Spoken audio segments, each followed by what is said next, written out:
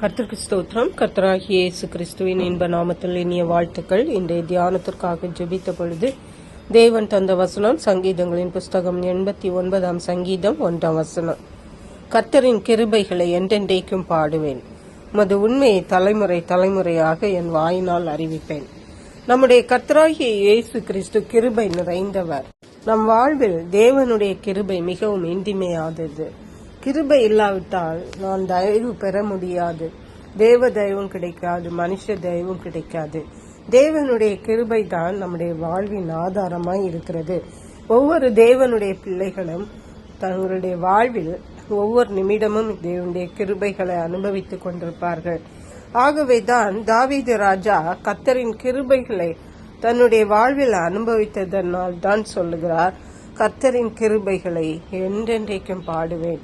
தேவனுடைய கிருபைகளை நாம் அனுபவிக்கிறது மட்டுமல்ல, அதை பாடுகிறவர்களாக காணப்பட வேண்டும். அப்பொழுது தேவனுடைய நாமம் மகிமைப்படும், அவர் நம்மேல் பிரியமாயிருப்பார். சங்கீதம் 86 சங்கீதம் 13 வசனம் சொல்லுகிறது, நீர் எனக்கு பாராட்டின உமது கிருபை பெரியது, என் ஆத்துமாவை தாழ்ந்த பாதாளத்திற்கு தப்புவித்தீர். ஹல்லேலூயா. தேவனுடைய கிருபையினாலே தாவீது ராஜா தான் உயிரோடு இருக்கிறேன் என்று சொல்லுகிறார். அதுதான் இன்றைக்கு நம்முடைய வாழ்க்கையிலும் உண்மையாயிருக்கிறது.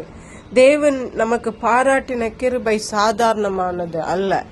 தேவனுடைய கிருபையினாலே தான் நம்முடைய ஆத்துமா தாழ்ந்த பாதாளத்திற்கு இன்றைக்கு போகாமல் இருக்கிறது, தப்புவிக்கப்பட்டிருக்கிறது. அப்படி என்றால் நாம் கர்த்தருடைய கிருபைகளை எவ்வளவு அதிகமாக நாம் பாடுகிறவர்களாய் காணப்பட வேண்டும்.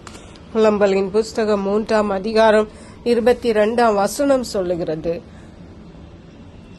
நாம் நிர்மூலமாகாதிருக்கிறது கர்த்தருடைய கிருபையே, அவருடைய இரக்கங்களுக்கு முடிவில்லை.